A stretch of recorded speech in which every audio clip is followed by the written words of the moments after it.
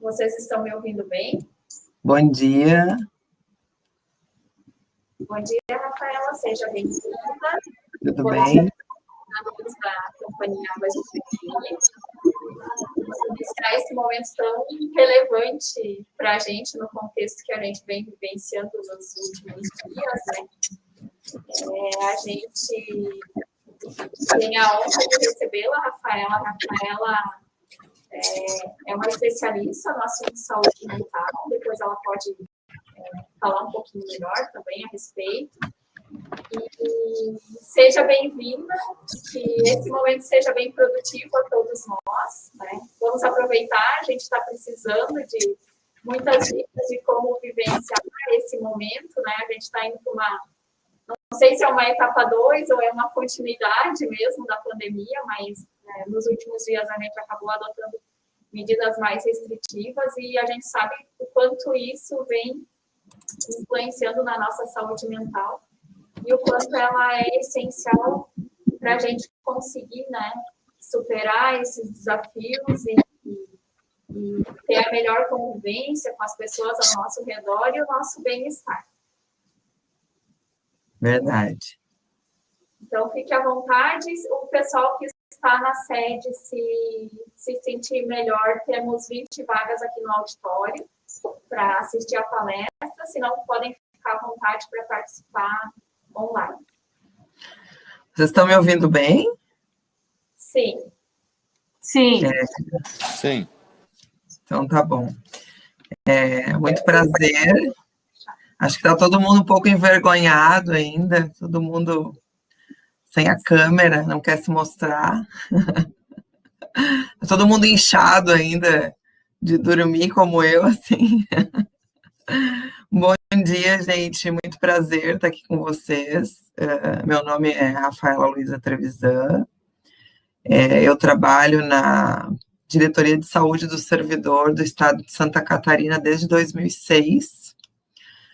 Atuei durante 11 anos e meio na linha de frente, fazendo atendimento das pessoas que se afastam por transtornos mentais ou solicitam outro tipo de benefício por transtornos mentais. E desde que eu fiz mestrado, há 5 anos, eu trabalho numa área um pouco mais estratégica, que acompanha justamente os adoecimentos, né, de um modo geral, da minha responsabilidade, mais os adoecimentos por transtornos mentais, né. Os adoecimentos por transtornos mentais são no serviço público do país inteiro, não só de Santa Catarina, uma das primeiras causas de afastamento. Em Santa Catarina, mais de uma década é a primeira causa de afastamentos. E na iniciativa privada, a gente observa pelos anuários do INSS que os transtornos mentais eles ficam entre a terceira e a quinta causa de adoecimento, né, de afastamento do trabalho, de absenteísmo, doença. Então, esse é um tema que me interessa bastante, né, que faz parte do meu cotidiano de trabalho. E mais do que estudar a doença, eu penso que a gente promover discussões como essa, que falem de saúde, né, quais são as estratégias, então, que nós podemos utilizar, abordar para criar ambientes de trabalho mais saudáveis, para ter uma vida pessoal mais saudável, eu acho que é fundamental, né?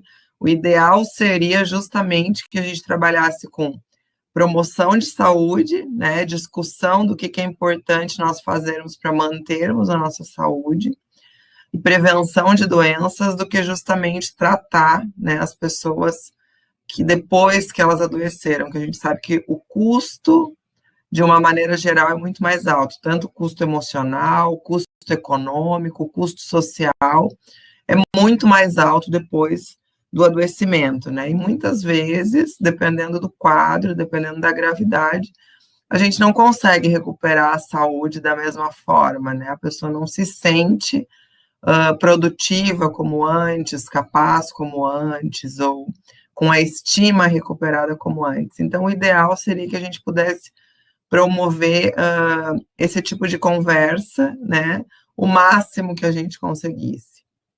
Essa é só uma estratégia, né? Não é a única, não é a mais eficaz, não basta só conversar, né? A gente precisa ter outros tipos de atuação, mas esse é um modo, né? É uma das formas. E por isso, assim, eu me disponho, né? Tenho andado não só pelo Estado, mas pelo serviço público federal, municipal, e até na iniciativa privada, para alguns lugares, para falar sobre saúde mental no trabalho. Então, o que é saúde, né? O que é saúde mental para a gente partir de algum lugar? Saúde tem aquele conceito da OMS, que talvez muitos de vocês conheçam, que falam da saúde como um estado de completo bem-estar físico, mental e social. Estado de completo bem-estar físico, mental e social. Quem chegou nesse lugar aí pode ensinar o caminho para os outros, né? Porque eu acho que é um lugar um pouco utópico, né? A gente costuma dizer. Quem está num estado de completo bem-estar físico, mental e social, ainda mais agora com toda essa situação que nós temos vivido de pandemia, né? Então, eu prefiro pensar no conceito de saúde, que diz que a saúde é um estado de razoável harmonia entre o sujeito e a sua realidade. Não quer dizer que você não vai ter, eventualmente, uma dor de cabeça, não quer dizer que você não vai estar ansioso algumas vezes, não quer dizer que, eventualmente, você não vai comer mais do que de costume, ou vai perder a fome, ou vai dormir mal, ter uma noite mal dormida. Quer dizer que você consegue equilibrar, né? Entre dificuldades, adversidades, entre aquilo que o seu corpo demonstra perante o que está acontecendo na sua vida, você consegue lidar com isso de uma forma equilibrada, que não adquire uma intensidade tal que prejudica o seu cotidiano, o seu trabalho, as suas relações sociais, de trabalho, relações pessoais. Então, eu prefiro pensar na saúde dessa forma. E saúde mental é justamente você estar nesse estado de bem-estar, de uma forma geral, você poder dizer que você tem bem-estar, que você se sente bem com a sua vida, com aquilo que você faz, com as suas relações, e você consegue realizar as suas habilidades, né? Se você é um trabalhador de determinada área, você tem competência, você consegue realizar suas habilidades da melhor forma, você consegue contribuir no meio onde você está inserido, no seu meio de trabalho, e você consegue contribuir para a sociedade na qual você vive, né? Então, isso seria saúde mental. Mais do que isso, eu acrescentaria a capacidade de ter relações, de estabelecer relações saudáveis, né? De você se relacionar de uma forma saudável. Tem alguém querendo falar? Liliane, gostaria de falar alguma coisa?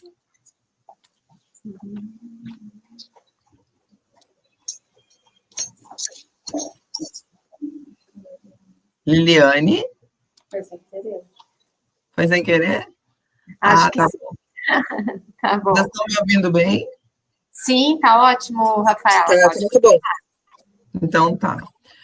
Então, ter saúde mental seria isso, né? Você ser capaz de realizar suas habilidades, você contribuir para o meio no qual você está inserido, e você estabelecer relações saudáveis, né? Por que é importante falar sobre isso?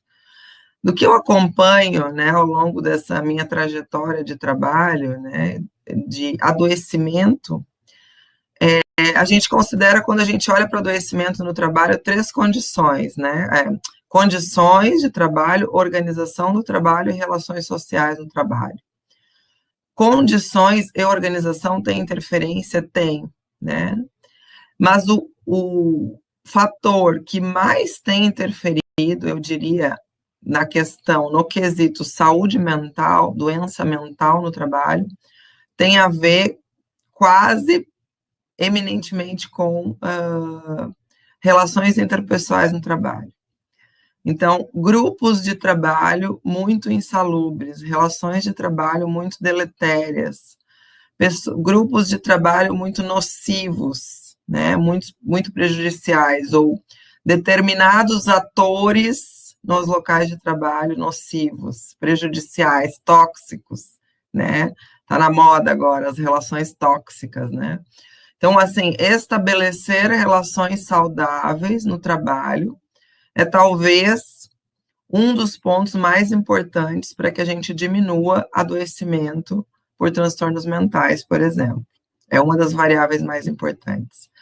E a gente sabe, por outro lado, que apoio social no trabalho, apoio social, você ter uma equipe colaborativa, você ter uma equipe compreensiva, que escuta, que um escuta o outro, que um é leal ao outro, que você sabe que você tem um colega com quem você pode contar, que se acontece alguma coisa com você, você pode ligar para ele pode te ajudar, ele pode te cobrir num eventual problema que você tiver, que você precisar faltar, um problema de saúde.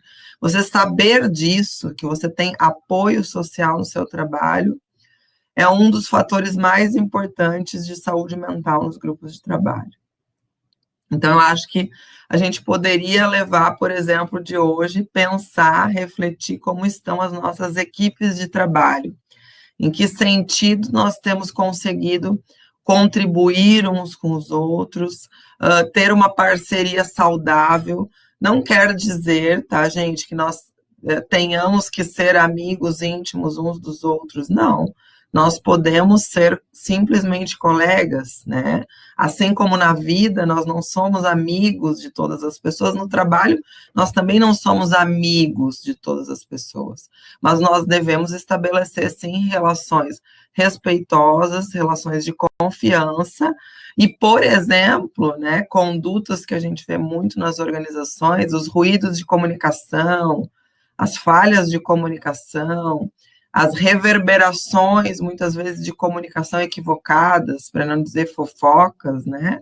Tudo isso são coisas que a gente pode alterar na dinâmica dos grupos e que favorecer a saúde mental de todos. Então, eu acho que uma primeira reflexão que a gente poderia levar é como estão os nossos grupos de trabalho, e especialmente nesse momento que nós temos vivido da pandemia, onde o trabalho, né, eu não sei como vocês estão, se vocês estão híbridos, né, maior parte em home office, o que não é possível estar em home office presencialmente, eu imagino que esteja mais ou menos assim, né? Isso, Rafaela, estamos com a operação totalmente presencial e o administrativo dividido, um pouco aqui no escritório e um pouco em home office, conforme a atividade. Tá mais ou menos como nós. Então, assim, nesse momento que ainda o trabalho está tão heterogêneo, né? Como a gente tem conseguido colaborar uns com os outros, como a gente tem conseguido lidar com as dificuldades e com as adversidades do momento, que são muitas, né? São muitas adversidades. Então, se vocês pensarem agora, né, com relação à pandemia, o que a gente tem observado? A Organização Mundial da Saúde, lá em maio do ano passado, já dizia que de 1/3 a 50% da população vai ter repercussões emocionais decorrentes da pandemia. Isso quer dizer que as pessoas vão desenvolver transtornos mentais? Não necessariamente, né? Não necessariamente. Algumas pessoas podem, sim, desenvolver transtornos mentais. Mas quer dizer que todos nós, e cada um pode pensar na sua pessoa, na sua realidade, tivemos ou vamos ter algum tipo de sensação, de emoção, de incomodação decorrente do que tem vivenciado. E isso é totalmente esperado, tá? Ninguém está errado por se sentir mais desconfortável do que de costume na situação que nós estamos vivendo. Muito pelo contrário. É esperado e é muito melhor que estejam se sentindo assim, porque quer dizer que vocês estão, de fato, vivendo essa realidade, vocês não estão negando a realidade, vocês não estão fingindo que nada está acontecendo, alienados, né, com o que está acontecendo. Então, sentir algum tipo de desconforto emocional, pode ser desconforto físico, entendeu? Também por condições emocionais, né? Algum problema gastrointestinal, muita dor de cabeça, pode ser decorrente, sim, de sintomas emocionais mal elaborados, não tem problema nisso, né? Se você consegue, como eu falei, equilibrar essa realidade, né? Equilibrar essas sensações, essas emoções com a realidade, e isso não atrapalha o seu cotidiano de tal forma que prejudica o seu trabalho, os seus vínculos, e tá tudo bem, né? Tá tudo bem, é assim mesmo, vai passar. A gente precisa dessas sensações até para elaborar o que nós estamos vivendo. Agora, se você pensar que isso está tomando conta da sua vida de uma forma que você fica paralisado, que você não consegue realizar as suas atividades minimamente, que você tem visto prejuízos graves nas suas relações, sejam de trabalho, sejam nas suas relações familiares, conjugais, isso pode estar ganhando uma intensidade tal que você precisa observar. Porque eu sempre digo que saúde mental a gente pode olhar como uma linha do tempo, né? De um lado está a saúde, de um lado está a doença. Ter sintomas emocionais é algo comum, muito comum, todos nós vivemos, embora a gente tenha uma realidade contemporânea que queira negar as sensações desconfortáveis, emocionais que todos nós temos. Então, ficar triste eventualmente não há problema nenhum nisso. Aliás, se você nunca fica triste, isso é um problema, né? Você pode estar vivendo um episódio de mania, né, que a gente diz. Então, assim, ficar triste não há problema, o problema é a intensidade da tristeza. Quando a intensidade da tristeza é algo que toma a sua vida, a gente pode pensar que, opa, está extrapolando, não é mais algo da ordem do esperado. Então, pensar na sua saúde mental, na sua saúde mental como uma linha do tempo. Se os sintomas, eles aumentam de uma forma que vai lhe prejudicando, e você percebe que isso está se intensificando com o passar do tempo, aí você precisa acender uma luz amarela. Opa, talvez alguma coisa não esteja tão bem assim. Talvez eu não esteja conseguindo lidar tão bem assim. Talvez eu precise o quê? Conversar com um amigo? Pode ser. Conversar com um familiar? Pode ser. Talvez eu precise buscar ajuda profissional? Muito provavelmente, né? Às vezes a gente deixa de buscar ajuda profissional, né? Um atendimento especializado de um psicólogo, de um psiquiatra, pensando que a gente pode sozinho, né? E não é que a gente não possa sozinho, muitas vezes a gente não pode, né? Mas muitas vezes a gente tem essa tendência a querer ser os heróis de nós mesmos, assim. E isso tem um pouco do tabu social ainda que se tem com a questão psi, né? Porque se a gente sente uma dor no peito, se a gente sente algum desconforto no peito, ou se o nosso exame de sangue dá alguma alteração de colesterol, a gente não tem tabu nenhum ou preconceito nenhum em buscar um médico especialista, né? Um cardiologista, um endocrinologista. E quando a gente fala em um psiquiatra, um psicólogo, a gente tem uma reserva muito mais grave, como se isso não fizesse parte da nossa humanidade, né? Então, acender essa luz amarela, se acende a luz amarela, eu já diria que já é importante buscar ajuda profissional. A gente não precisa esperar acender uma luz vermelha e ter um quadro grave de uma forma que eu demore muito mais tempo para me recuperar, ou tenha muito mais dificuldades de me recuperar, para então buscar ajuda profissional. E a pandemia, né, gente, ela adquiriu ela trouxe tanta perplexidade, em primeiro lugar, porque ninguém imaginava passar por isso em 2020, né? Acho que nenhum de nós imaginou, se acontecesse uma pandemia agora, e lá quando começou, eu tenho assim, dúvidas se nós tínhamos consciência da magnitude que isso podia tomar nas nossas vidas, assim. Acho que quando a gente viu na China lá os primeiros casos, nem sei se a gente acreditava tanto que no Brasil chegaria dessa forma, né? A gente até pensava, talvez, que eles eles iam dar conta de resolver isso antes de tomar toda essa proporção. Então, a velocidade, né, que isso aconteceu, em menos de 90 dias nós tínhamos casos no mundo inteiro, e a magnitude disso, né, justamente porque nós somos um mundo globalizado, as pessoas se deslocam, né, então o vírus se deslocou muito pelo planeta, muito rapidamente, isso tomou as pessoas de uma perplexidade, né, bastante impactante. E isso tudo tem repercutido na saúde mental e no modo como nós temos lidado com as coisas no nosso dia a dia. Então, sentir, né, essas emoções, ter dificuldades, ter dias mais inspirados, dias menos inspirados, ter dias com mais facilidade, com maior produtividade, e isso é normal, né? Vocês devem guardar também isso e prestar atenção naquilo que vai tomando, vai ganhando maior intensidade. Como a gente tinha falado aqui de trazer alguma coisa sobre o universo feminino, já que é o mês das mulheres, né? O que a gente tem observado de singular, né, quando a gente fala das mulheres?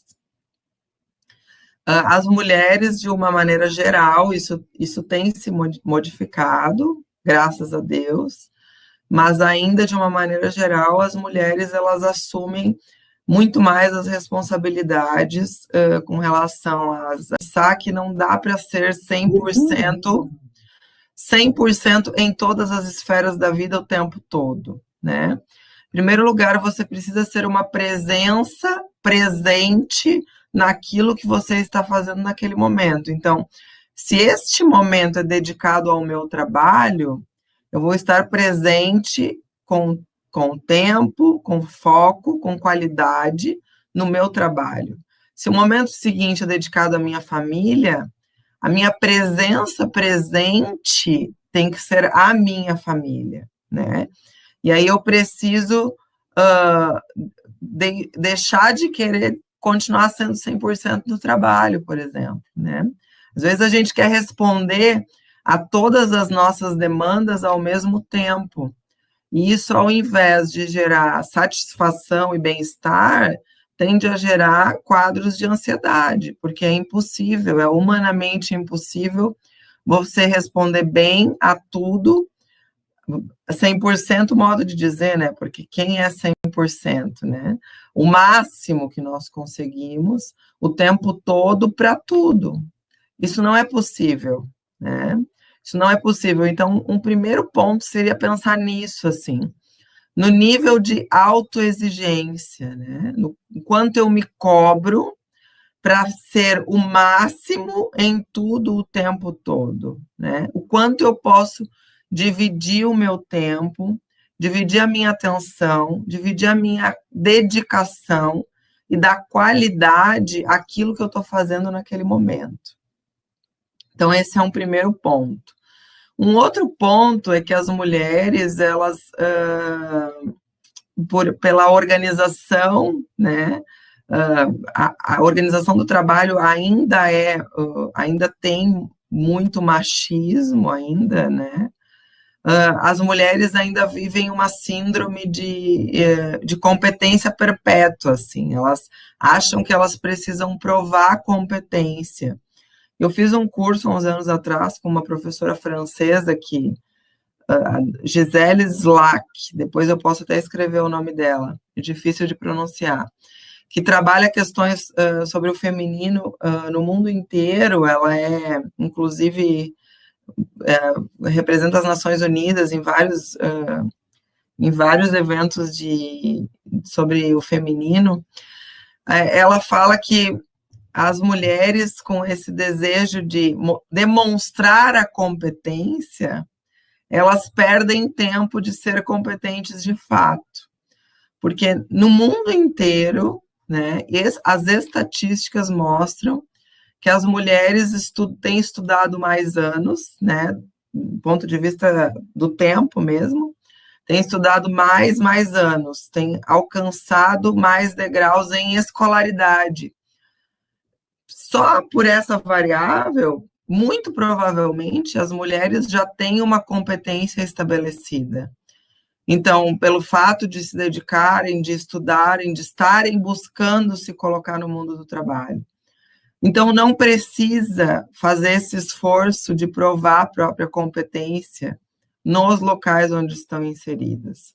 Execute o seu trabalho sem que isso seja necessário como uma forma de provar a sua capacidade, porque você já tem competência, então você não precisa ficar provando isso o tempo todo, você já alcançou um lugar justamente pela sua competência, então agora execute o seu trabalho, não deixe que isso atrapalhe o modo como você se comporta, né, e faça com que você perca tempo de justamente mostrar aquilo que você sabe de uma forma natural, né? Parece simples de falar, mas não é tão simples de se fazer. E aí, voltando às questões de saúde mental, o que a gente poderia trazer nesse momento como estratégias que podem ser utilizadas por homens e mulheres, por todos nós, antes da pandemia já eram válidas, continuam sendo válidas, são estratégias cientificamente reconhecidas como estratégias para manutenção da estabilidade emocional ou para favorecer a sua estabilidade emocional.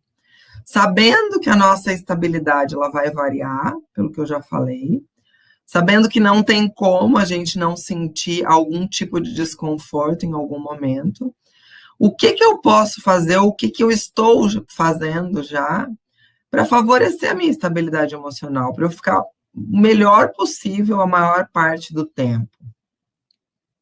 Em primeiro lugar, falam sobre manter as estratégias de biossegurança e as estratégias fundamentais de sobrevivência, né? Graças a Deus, nós fazemos parte de um grupo que tem condições, por exemplo, de manter uma boa alimentação, né? Que tem condições de usar álcool gel, né? De manter medidas mínimas de biossegurança. Isso seria uma primeira estratégia de saúde em tempos de pandemia. Então, manter necessidades básicas asseguradas, né? Por exemplo, alimentação, um bom lugar para dormir, uma boa casa, e as estratégias de biossegurança que todas as empresas, as organizações públicas e privadas têm buscado manter, né? Então, lavar as mãos, usar álcool gel, uso de máscara, etc. Primeiro ponto. Segundo ponto, para além da alimentação, o mais saudável possível, né?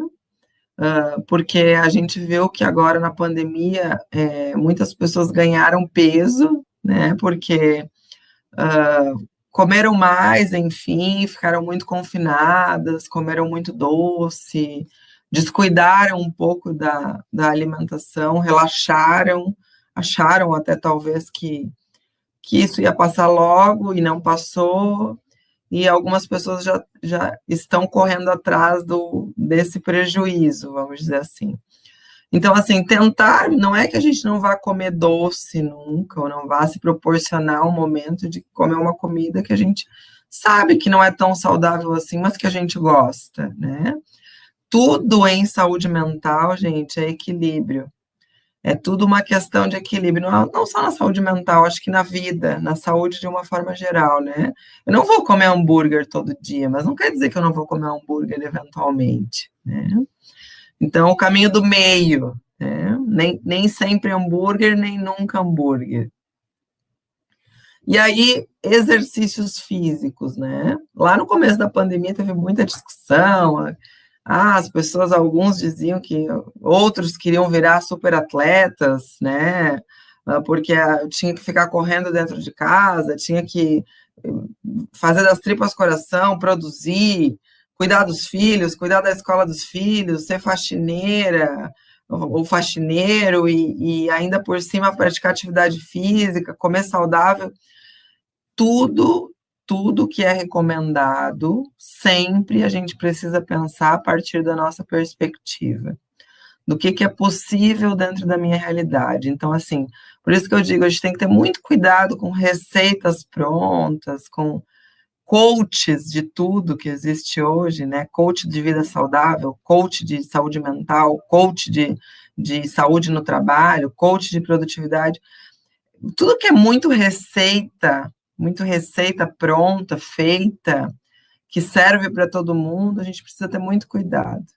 Porque nós somos humanos e cada um de nós tem a sua realidade de vida, tem a sua realidade existencial, tem a sua subjetividade, tem as suas habilidades, tem as suas dificuldades. Então, tudo que é recomendado, a gente sabe que comer saudável é essencial, é importante para a saúde, sabe. Todos os dias a gente consegue fazer? Alguns sim, outros não. E a gente precisa pensar em cada um de nós e ser generosos conosco, né? Esse é um outro ponto que eu ia falar em seguida, mas assim, ser uma exigência que eu possa fazer comigo na medida do meu possível. Então, exercícios físicos é uma coisa que eu bato em todos os lugares que eu vou. No momento atual do conhecimento, com que a gente sabe da importância de fazer exercícios físicos, eu digo que ninguém tem mais nenhuma desculpa. Existe algum tipo de atividade que você consegue encaixar na sua rotina e que você pode gostar, porque tem inúmeras atividades, né, inúmeros exercícios físicos. Então, assim, uma simples caminhada, né, de 30 a 50 minutos, 3 vezes por semana, a gente sabe que incrementa de 3 a 5 anos de vida, em expectativa de vida.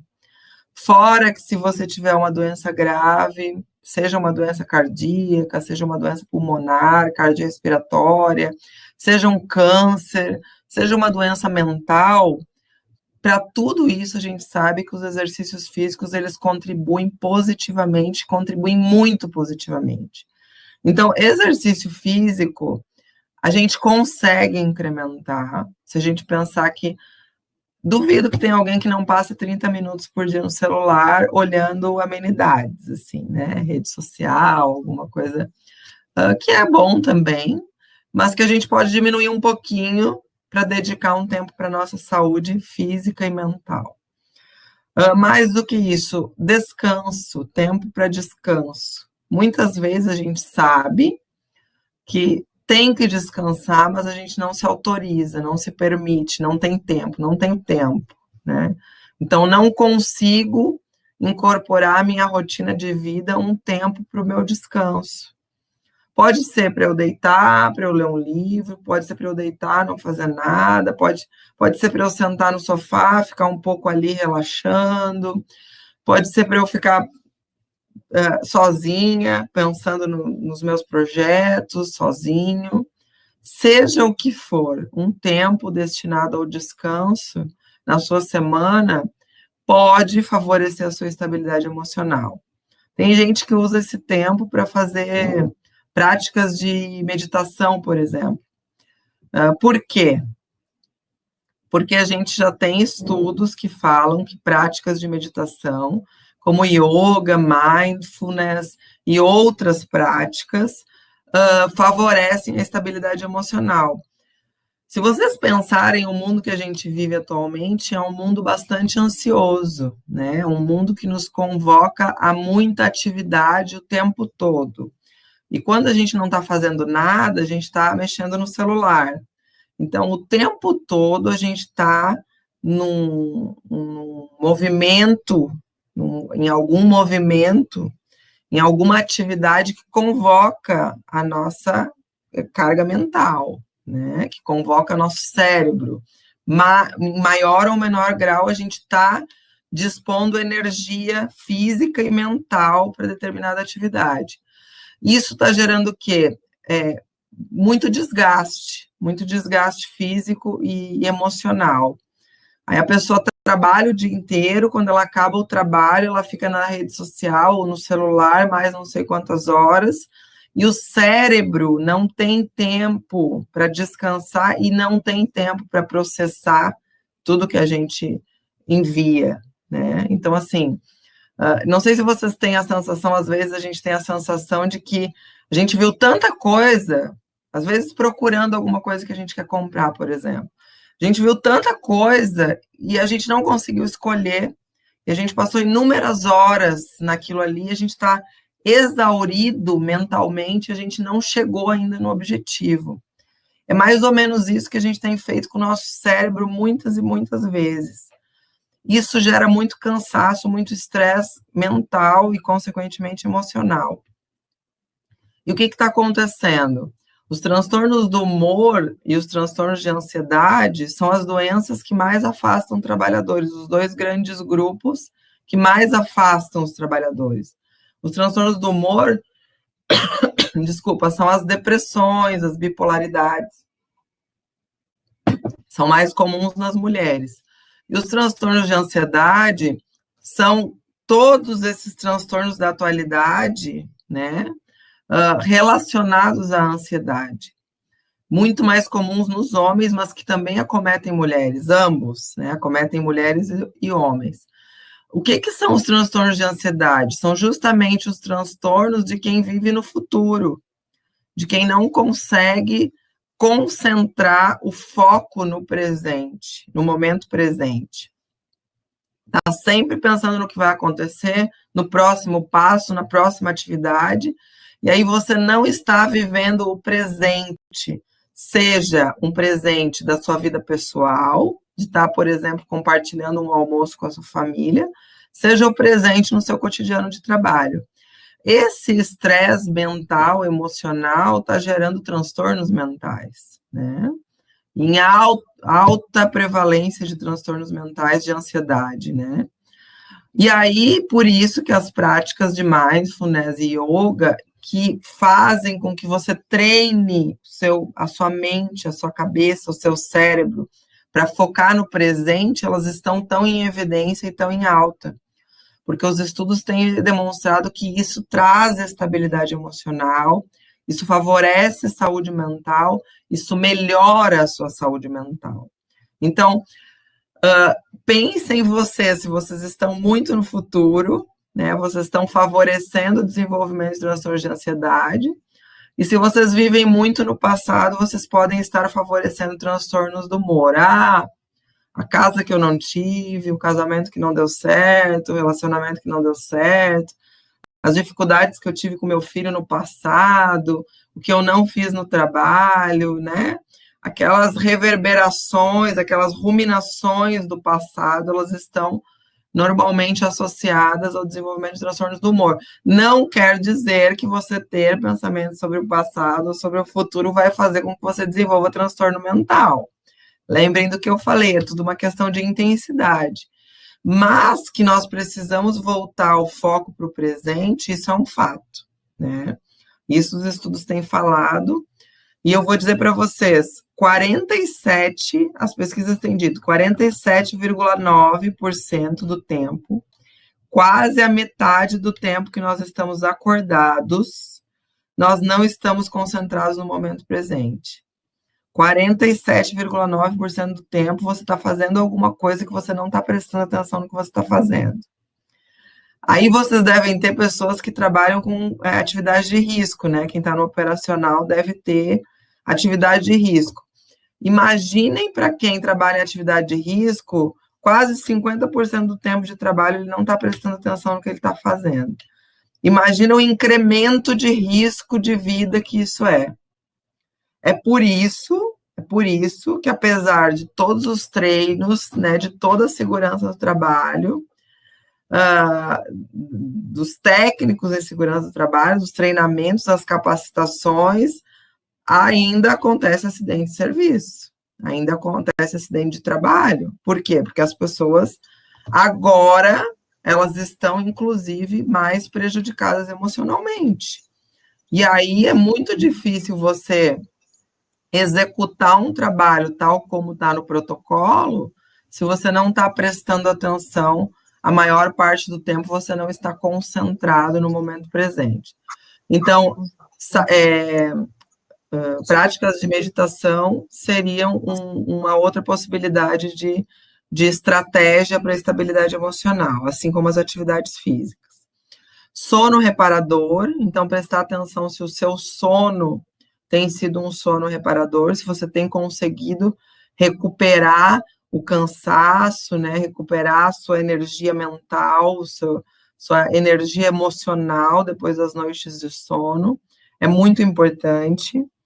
Ter contato com pessoas que você gosta, nesse momento da pandemia, ainda que seja à distância, ainda que seja por meio de tecnologia, ou num lugar aberto, num parque, no pátio, no gramado, sem ter contato físico, com as pessoas mais próximas e mais importantes da sua vida. Isso é fundamental. Faz parte de realizar atividades que gerem prazer, né? O que gera prazer em você, que você tem feito, que você tem incorporado ao seu dia a dia, nesse contexto, inclusive, da pandemia. Você gosta de ouvir música? Você tem conseguido ouvir música, dedicar um momento do dia, quando você está lavando a louça, ali, enquanto você está fazendo a comida, você liga uma musiquinha, você liga uma notícia, o que você gosta de fazer, que você tem conseguido fazer, que lhe gera prazer. Além disso... Oi, quem quer falar? A Fabiana, Rafaela, a gente tem algumas pessoas que levantaram a mãozinha, né? Eu posso dar oportunidade, talvez algumas. Eu era uma que tinha uma pergunta e você já respondeu. Meninas, Frediane, Johnny, Flávia, Liliane, podem abrir a câmera e fazer a pergunta ao microfone aqui para a gente aproveitar o tempo da Rafaela. Quem vai primeiro? Sem timidez? Pode. Oi, Lili, pode falar. É que eu, sem querer, eu cliquei na mãozinha e falei tá bom. Sem problema. Sem problema. Johnny, pode então só fazer a pergunta, não tem problema que você está de pijama. Está em home office.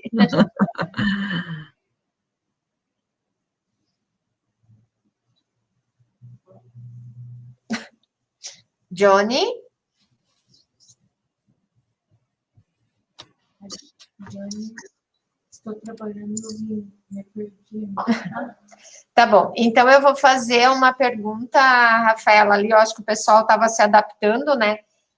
Houve uma pergunta aqui no nosso WhatsApp sobre a síndrome de burnout, né? Se tu poderia fazer alguma contextualização pela tua experiência, que é bem ligado a esse esgotamento total, tanto mental como físico, né? Quando chega a um limite, eu vi que você deu várias dicas aqui do equilíbrio, da necessidade da gente estar, né, verificando tudo o que a tua vida e a tua realidade tu pode adaptar, mas e uma pergunta minha era que gatilhos, né, que a gente tem que ficar alerta entre a fase amarela e a vermelha, que daí seria a ida para a síndrome de burnout, né, quando a gente já está no estágio mais avançado. Tu poderia discorrer nesse tempo que a gente tem, alguma coisa assim? Sempre aquilo que eu falei da questão da intensidade. Você precisa pensar como você era, como é o seu funcionamento, qual é o funcionamento que você percebe como seu funcionamento normal no sentido de que é o mais comum, qual é o meu jeito de funcionar mais comum, como eu funcionava, como eu dava conta da minha vida pessoal, da minha vida de trabalho, da minha vida privada, como era o meu comportamento, como eu me sentia diante das coisas que aconteciam, como eu lidava com aquelas dificuldades que aconteciam no meu cotidiano, como eu costumava abordar essas dificuldades, como eu resolvia as minhas dificuldades e como eu dava conta disso ali. Então, assim, como era o meu funcionamento a maior parte do tempo antes e como eu vejo o meu funcionamento agora. O que eu vejo que mudou? O que mudou na minha realidade? Mudou alguma coisa externa, né? Mudou alguma organização externa da minha vida? Isso está interferindo? Não, a minha vida externamente continua igual. Mudou alguma coisa internamente? Eu não estou me sentindo igual? Eu não estou percebendo as coisas da mesma forma? Eu não estou conseguindo lidar antes? Parecia muito simples para mim lidar com um problema X ou um problema Y, e agora os problemas menores estão me parecendo muito maiores. Como eu estou percebendo, assim? Então, eu acho que começa por aí. Como era o meu funcionamento, como ele está agora, e o que eu vejo de diferente nisso, o que mudou em mim, na minha percepção. Quais eram os sentimentos que eu tinha antes, quando eu tinha um problema, por exemplo, e quais são os sentimentos que eu tenho agora? O que mudou nesse meu percurso? O que aconteceu? Eu passei por alguma experiência grave? Eu passei por alguma experiência de rompimento de algum relacionamento? De alguém perdeu o emprego na minha família, de perda de renda? A gente ficou com alguma dívida? Ou eu tive alguma experiência de luto, né? Perdi alguém. Muitas pessoas perderam pessoas agora, inclusive na pandemia, abruptamente, né? E antes se dizia que eram pessoas que tinham problemas de saúde, agora a gente já tem visto que tem pessoas que não tinham problemas prévios de saúde, que também vieram a falecer. Então, assim, é tudo muito novo, a gente não tem muita certeza. O quanto isso impacta, né? O medo também, o medo atual, assim, o medo da morte. O medo da morte é um medo comum a qualquer ser humano, né? Se você está emocionalmente integrado, se você não tem uma doença mental grave, você tem medo da morte. Se você não deseja a morte, pelo menos, não é que tenha medo, você não deseja a morte. E agora a gente tem um medo real, é concreto sentir medo da morte, porque tem um risco que pode não ser um risco para mim, mas pode ser um risco para o meu familiar. Então, isso está sensibilizando muito as pessoas, né? E isso sim pode gerar um esgotamento. A síndrome de burnout, ela é uma síndrome que a gente diz que é uma síndrome do fim da linha, né? É como se a gente tivesse resistido. É nesse sentido que eu falei que às vezes a gente tem um certo preconceito até por buscar a ajuda profissional, e a gente vai buscar já quando o quadro é muito grave, né? Isso acontece mais com homens, inclusive, tá? Os homens ainda têm mais dificuldade do que as mulheres de buscar ajuda de profissional especializado em saúde mental, seja psicólogo ou psiquiatra. Isso também tem mudado, graças a Deus, mas a gente vê que ainda é mais fácil para as mulheres, mas muitas mulheres também resistem.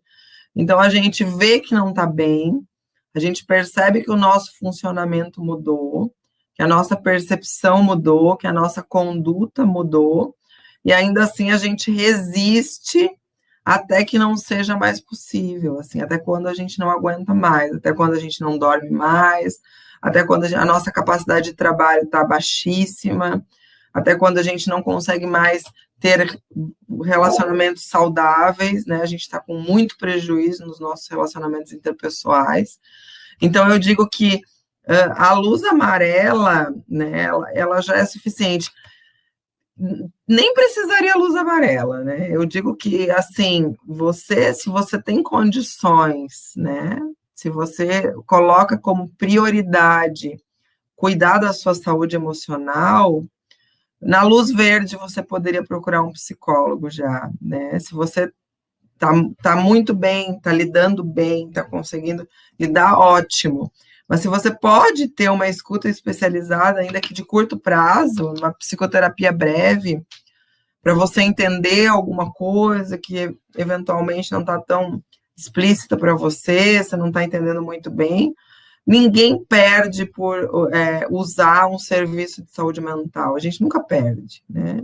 Por buscar um profissional de saúde mental. Então, se você tem condições de buscar um profissional de saúde mental que pode favorecer o seu cotidiano, busque, independente de você estar na luz verde, na amarela, na vermelha. Agora, se você já está na amarela, se você já percebe que o seu funcionamento mudou, você está tendo mais dificuldades, não deixe isso se tornar grave de uma forma tal que você não consiga fazer as coisas, né? Procure antes, porque a gente diz que o burnout é como se a gente esticasse um elástico, sabe? A gente esticasse um elástico de uma forma tal, até quando o elástico não volta mais, sabe? Quando ele perde a elasticidade, não volta mais. E aí a gente recuperar uma pessoa depois de um processo como esse é muito mais demorado, é muito mais penoso, é muito mais difícil, né? A pessoa precisa lidar muito mais com as frustrações do processo do que se ela tivesse chegado num atendimento um pouco antes. Então, eu sempre digo, por que a gente precisa provar para nós mesmos, inclusive, a nossa competência e resistir até que não seja mais possível, né? Resistir até que a gente seja obrigado a ter um profissional para nos auxiliar. Então, eu diria que é nesse sentido, assim, né? Sempre observar a questão da intensidade, de como você lidava, de como você está lidando agora, e, assim, de como você gostaria de lidar, porque, assim, às vezes você percebe que você lidava de uma forma que achava mais adequada, que você gostava de agir dessa forma, e agora você não está conseguindo, mas você gostaria de retomar esse modo de lidar com aquilo que acontece na sua vida. Tem alguém que falou aqui que gostaria de falar. O Ivan, eu acho. Ivair. Ivair. Posso? Fabiana, está na minha vez? Pode. Legal. Rafaela, eu achei bem interessante a abordagem das relações ao trabalho, a ênfase que você deu, porque a gente já viu algumas palestras onde se abordava o fundamento orgânico, outros elementos, né, que levavam a algum possível transtorno mental. E eu acho que essa relação entre pessoas realmente é algo muito estratégico, é uma ênfase um pouco diferente, tá? Então, achei bem legal. Um exemplo que eu senti, eu sempre fui muito naquela de conversar. Tenho dúvidas, conversa um pouquinho, não, eu vou procurar a pessoa. E até eu estou vendo colegas aqui que dizem, não me manda e-mail, vem falar comigo. Nessa pandemia, o que eu descobri? Tem gente que não gosta de, por exemplo, atender um telefone, ou conversar num áudio de WhatsApp, prefere escrever. Então, uma coisa que eu achei bacana, hoje eu tenho umas 3, 4 pessoas que eu digo, essa é aquela que não gosta de falar. Eu mando 2, 3 mensagens, não ficou suficientemente claro, aí eu ligo. Aí digo, você cede um pouco, eu vou ceder um pouco, né? Porque quem é muito naquela de conversar, percebe a dificuldade do momento. E, ao mesmo tempo, a pergunta que eu te faria é a seguinte, a gente trabalha com meta, trabalha com prazo, tende a deixar a gente mais angustiado porque você não tem essa facilidade do contato, do esclarecer dúvidas, e às vezes eu acho que eu sou detalhista mais do que devia, então tem uma dificuldade, e tem as metas, tem os prazos. Como você vê a questão da comunicação no tempo de Covid? Porque comunicação sempre foi um problema, em qualquer empresa, no nível mais alto, mais baixo. Então, agora que a gente tem essa distância, o home office, como você analisa a comunicação em tempos de Covid? A comunicação, como tu disseste, sempre foi um problema, né? A comunicação nos locais de trabalho, eu diria que muitos problemas, inclusive das relações, né, derivam da má comunicação, se não a grande maioria deles, assim, né? Isso que tu disseste, ir conversar com a pessoa, né? Às vezes a gente tem muita dificuldade de tratar daquilo que é difícil com relação ao trabalho, não estou nem falando com relação às questões pessoais, né? Porque, como eu disse, nós trabalhamos em ambientes com muitas pessoas, com as percepções as mais diversas, visões de mundo as mais diversas, ninguém precisa concordar com a minha visão de mundo, com o meu modo de levar a minha vida fora do trabalho, né? E eu não preciso concordar com a visão de mundo, o jeito de a outra pessoa levar a vida fora do trabalho. A gente precisa ter um consenso naquilo que a gente vai lidar juntos, que é o dia a dia de trabalho, e precisa lidar um com o outro de uma forma que seja respeitosa. Então, o que eu percebo, assim, né, nos cotidianos? Muitas vezes as pessoas, elas querem tratar sobre o trabalho e, por algum motivo, o conteúdo da conversa toma questões pessoais, assim, divergências pessoais, ou a pessoa com quem você vai conversar toma aquilo como algo pessoal, né? Já várias vezes eu já tive que sinalizar isso, e eu acho que a gente precisa sinalizar numa conversa. Veja bem, eu não estou conversando sobre questões pessoais, não, isso não é pessoal, isso não é da relação Rafaela, fulano de tal, isso é do trabalho. Nós estamos conversando sobre como organizar determinado prazo, determinado fluxo, determinado relatório, de uma forma que seja favorável para o trabalho, de uma forma que a gente atinja a nossa meta de trabalho. Isso não tem nada a ver com a nossa relação pessoal. Muitas vezes você precisa verbalizar isso para que a outra pessoa entenda, porque ela não está se dando conta, muitas vezes, que ela está tomando como algo pessoal, inclusive. Então, assim, conversar, dialogar e ser franco, né? Eu digo, ser franco naquilo que você fala é a melhor forma de você atingir o objetivo do diálogo, né? Por mais difícil que seja, tá, gente? Muitas vezes a gente pensa que não dá para falar de coisas difíceis.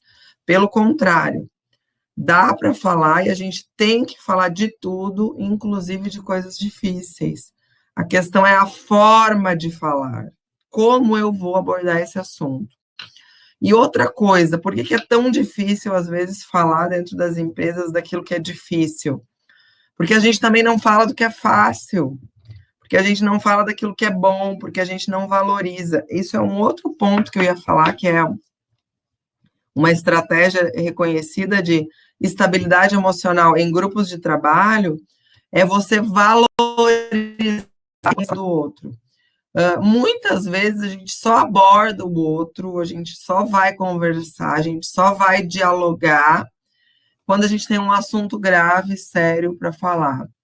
Em nenhum momento a gente falou sobre o que ele fez de bom, sobre como foi boa aquela parceria naquele projeto, sobre como aquela pessoa te ensina sobre determinado conteúdo, te ensinou, quanto você aprende com ela. A gente não tem ainda a cultura do feedback positivo internalizada dentro das organizações, que deveria ser, que inclusive favorece saúde mental nos grupos, favorece produtividade, favorece lucro, né? E a gente tem, às vezes, muito a cultura do feedback negativo mal trabalhado. As pessoas, elas não são ensinadas a como dar os feedbacks negativos, assim. E algumas pessoas têm mais dificuldade de dar feedback negativo, né? E é injusto com você, quando você, né, percebe que, por exemplo, está prejudicando o seu trabalho, o modo como um colega está conduzindo o trabalho dele, e é injusto com o colega também, porque você pensa sobre aquilo lhe incomoda, aquilo lhe prejudica, e você não dá a oportunidade da pessoa entender que, de repente, se vocês chegassem numa terceira forma consensual entre os dois, poderia favorecer o trabalho de ambos, entende? Então, eu acho que o processo de comunicação talvez seja um processo que devesse ser mais trabalhado. Se for para trabalhar saúde mental no trabalho, talvez o próximo tópico pudesse ser comunicação no local de trabalho, para a gente pensar. Está muito em evidência agora questões da comunicação não violenta, né? Eu tenho trabalhado isso em alguns grupos de trabalho, eu trabalhei na prefeitura aqui de Floripa. Tem se falado muito sobre comunicação não violenta, porque é uma técnica, né? Uma técnica de treinar a forma como a gente vai comunicar, que pode ser favorável às nossas relações e favorável ao nosso trabalho. Então, eu acho que tu tocaste num ponto. E aí, só para terminar, acho que tem mais alguém que quer fazer pergunta. O momento atual, né, que a gente está nesse trabalho muito heterogêneo, muito híbrido, né, de algumas pessoas online, outras, né, não, presencialmente, você não consegue conversar com todos da mesma forma. Mais do que isso, a gente tem o WhatsApp agora, né? O WhatsApp, ele favorece, assim, ruídos de comunicação importantíssimos, né? Porque você não vê a pessoa, um ponto ou a falta dele faz uma diferença gigantesca. A forma como você escreve, algumas pessoas escrevem mensagens gigantescas, explicam e tal. Não quer dizer que isso favoreça, às vezes piora, mas outras pessoas são muito discretas no que elas escrevem, são muito reservadas, são muito pontuais, concisas. Aí escreve um ok, tá tudo certo, resolvido, e o outro pensa que, ok, não deu importância para o que eu falei. Então, assim, tudo que se fala, né, tudo que se fala não necessariamente é o que o outro escuta, ou o que o outro entende. E aí isso é muito delicado quando a gente está em grupos de trabalho. Então, a gente sempre precisa pensar que aquilo que a gente fala não necessariamente é o que o outro escuta. E muitas vezes, quando a gente percebe que o outro não entendeu, que aquilo reverberou de uma forma negativa, que a pessoa não está bem com você, é preciso ir conversar, é preciso ir dialogar, é preciso ir explicar para que vocês entendam que o que eu falei não foi o que você entendeu, né? Então, a gente precisa conversar mais sobre isso, para que não fique esse ruído, né? Esse mal entendido, como a gente diz. Alguém fez mais alguma pergunta? Uma você já acabou de explicar sobre a comunicação em conjunto, e a outra seria só alguma dica para a gente poder lidar com pessoas de diferentes ritmos, que são no nível de estresse mais, né, que outras, e como compatibilizar isso no ambiente de trabalho. Os humores que são diferentes, alguém falou, né? Só para a gente não tomar muito o teu tempo também, não extrapolar muito aí o tempo estabelecido, né? E isso é muito delicado, né? Porque a gente está numa sociedade de um discurso assim da aceitação, né? O discurso é muito bonito da aceitação, das diferenças e tal, mas também pelo WhatsApp, se vocês participam de grupos diversos, vocês observam que uma coisa que alguém escreve, né? A pedra já vem, assim, né? Então, assim, há um discurso de aceitação, mas há uma conduta de violência, né? Uma conduta de violência verbal, para não dizer violência física, né? Muitos casos de violência física, inclusive agora na pandemia, muito feminicídio, por exemplo, né? O meu grupo de pesquisa da UFSC está fazendo uma pesquisa sobre isso, assim, quanto aumentou o nível de violência intrafamiliar, não só com as mulheres, com crianças, com idosos, enfim. Então, assim, a gente tem um discurso de aceitação, mas a gente também tem um reforço narcísico muito importante, assim. Então, a gente acha que tudo aquilo que afronta aquilo que eu penso que é importante para mim, não é possível de lidar, eu preciso revidar, né? Eu acho que tem uma cultura de revide, assim, muito em vigência na atualidade. O que é importante a gente pensar? Sim, há diferenças, né? Há diferenças de comportamento, há diferenças de humor, que estão mais sensíveis nesse momento, né, de pandemia. As pessoas, elas estão muito diferentes, elas estão sendo afetadas emocionalmente de uma forma que é muito diferente. Eu preciso considerar isso, mas cada um também precisa fazer um meia-culpa, né? Precisa também olhar para si. Se eu estou muito bem, lidando bem e tal, consigo lidar com as dificuldades dos meus colegas, com as dificuldades intrafamiliares, né? Muito bom, mas eu não tenho que saber lidar sempre, né? As pessoas, elas também têm que conseguir olhar para elas, né? Também tem uma cultura assim, você tem que me entender, você tem que me aceitar, eu sou assim.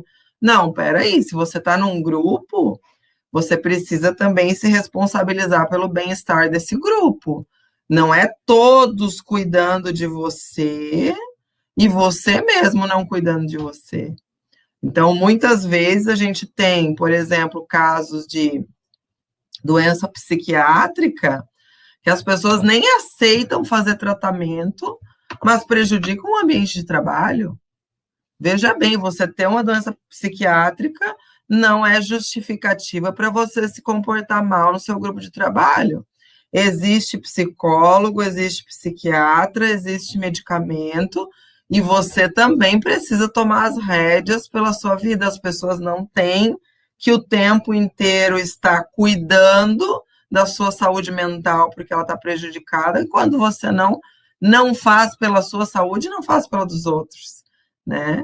É aquilo que eu falei de ser generosos, né? A gente considerar a nossa realidade, ser generosos conosco, implica também ser generosos com os outros. Quando nós somos generosos conosco, se eu percebo que eu não estou bem e eu preciso fazer alguma coisa com isso, eu estou sendo generoso comigo e, por consequência, eu vou ser generoso com o outro. Ninguém tem que aceitar cotidianamente os meus intempéries emocionais, né? As pessoas, elas precisam saber que existe também uma intensidade que é possível lidar e existe uma intensidade que eu não sou obrigado a lidar, entende?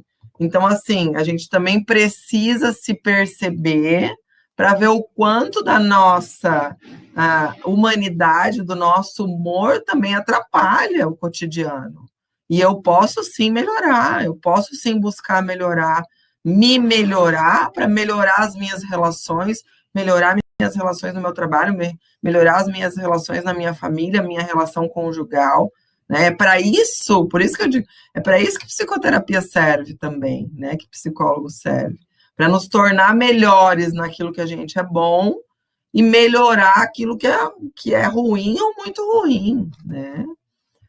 Para que a gente seja pessoas, no mínimo, palatáveis, assim, né? No mínimo, com quem a gente consiga, os outros consigam lidar. Eu acho que é por aí. Não dá para justificar tudo, qualquer coisa, pela minha dificuldade emocional. Em linhas gerais, era isso que eu queria dizer. Acho que tá, nossa, carinha. Então, Rafaela, a gente tem um tempo aqui estipulado, né? Queria agradecer a tua presença aqui, se disponibilizar aí de forma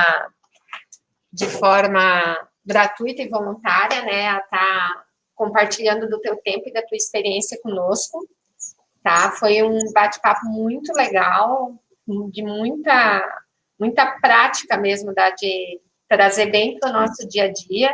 As perguntas foram muito pertinentes, mas eu acho que a tua explanação foi perfeita no sentido do que a gente está passando e do que a gente precisa. Quero agradecer também a todos os participantes que estão em casa aí, ou aqui na companhia. Vai ficar disponível, a Rafaela também nos permitiu gravar para disponibilizar para quem está em turno, para quem está em frente de trabalho nesse momento, né, para poder ver num horário mais adequado. E a gente conta com todos aí que sempre que tiverem dicas, precisarem de apoio, né, a gente tem aqui na companhia, Rafaela, um serviço de assistência social e psicologia, né? Que ótimo. Né, que ela faz aí o acompanhamento com todos os nossos profissionais, agora principalmente focado na pandemia, né, mas a gente conta, assim, com o conhecimento de pessoas como você e outros profissionais que a gente tem buscado para agregar. Ótimo. Pessoal, muito obrigado, Rafaela. Eu agradeço. Eu agradeço muito o convite.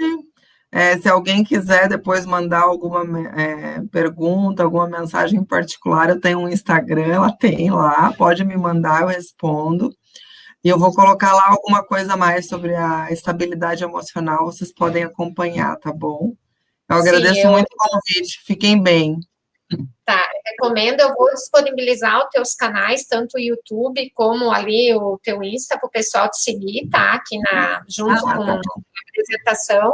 Sigam, pessoal, a gente já segue, a Rafaela tem um conteúdo muito bom, excelente, tá? Então, fiquem bem à vontade e a gente vai se falando, porque quero, inclusive, te fazer mais convites já. Tá bom, um abraço. Fiquem bem, gente, se cuidem. Para vocês todos, obrigada. Aí, pessoal, obrigada pela participação, ótimo dia de trabalho. Excelente.